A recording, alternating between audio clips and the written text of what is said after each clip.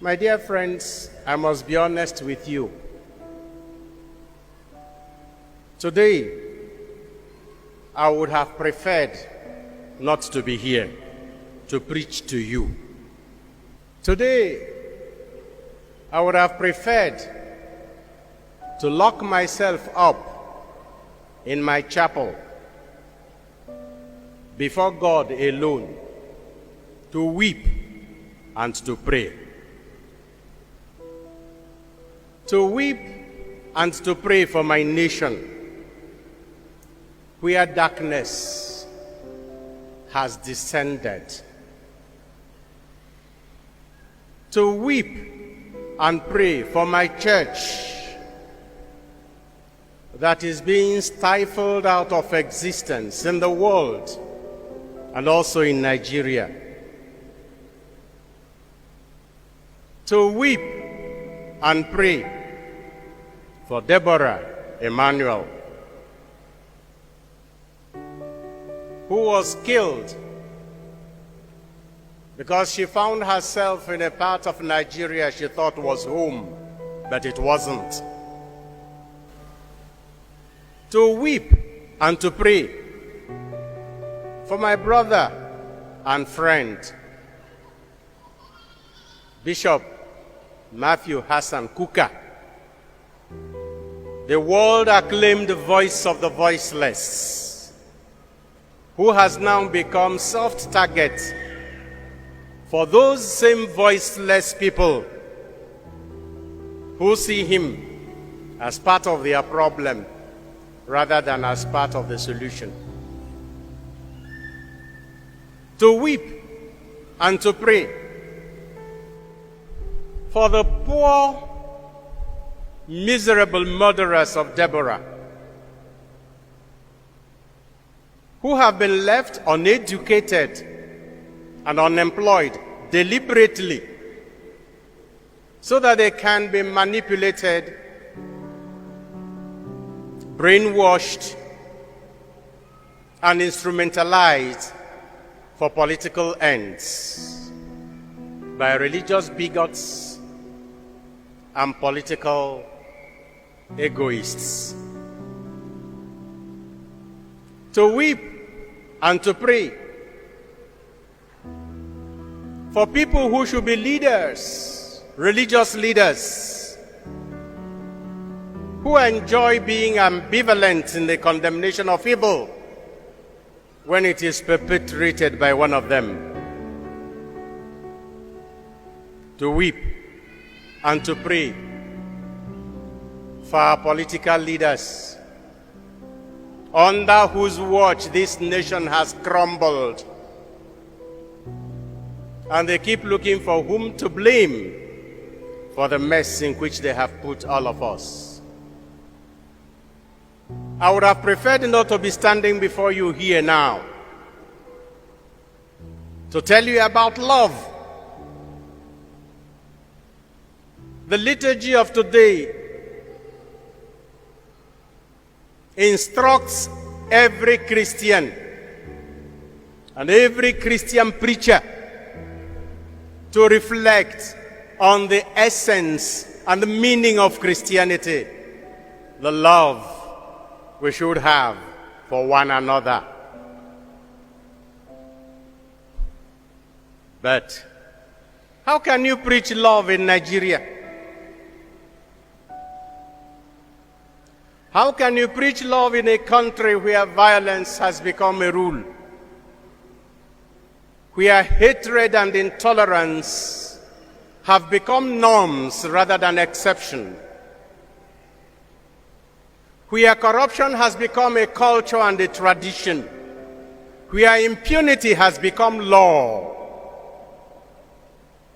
where the government feels so helpless that it is now appealing even to religious leaders to talk to non-state actors so that they will not make this security situation in our country worse. Those were the words of the Vice President of Nigeria while he was speaking to all Catholic bishops of West Africa gathered in a meeting in Abuja he addressed us 2 Tuesdays ago. And we are wondering how a presidency could publicly admit that they have lost control, that they have left the ground so free and the country so lawless and so stateless that non-state actors now take over the entire country, not only in Sokoto and Kaduna and on the highway between Kaduna and Abuja, or between Abuja and Lokoja and Nsukka, but throughout the country. How can you preach love in Nigeria? In a country where those who want to follow the rule of law are regarded by the rest as weak. How can you preach love in Nigeria? In a country that claims not to have any state religion, but constantly places a religion in an unhealthy advantage over others. How can you preach love in Nigeria, where a few people have collected what belongs to everybody, and they are doing with it whatever they please? How can I tell Nigerian students to love their neighbor, love their country, love their leaders, when their parents have paid their school fees and they are sitting at home? In a country where the ruling party, within a space of less than 2 weeks,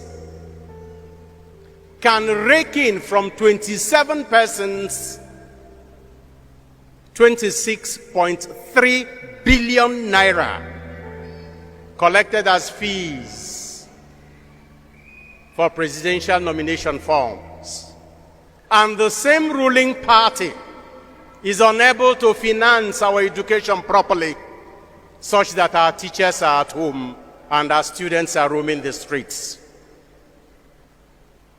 How can you preach love in Nigeria, in a country where members of ASU, hear me well,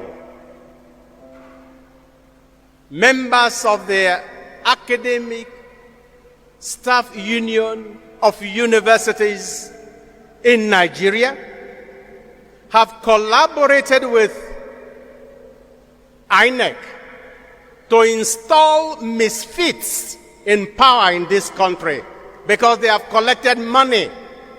All the electoral officers who installed the present ruling class in Nigeria are professors of our universities, members of ASU. And INEC chairmen for many decades have been members of ASU. And whom are we blaming? How can you preach love in Nigeria, in a country where forgiveness is regarded as weakness? In a country where when you bring the light, you are accused of exposing darkness? In a country where when you love, you are seen as being stupid? I would have preferred to stay at home and weep and pray for this country. But I can't.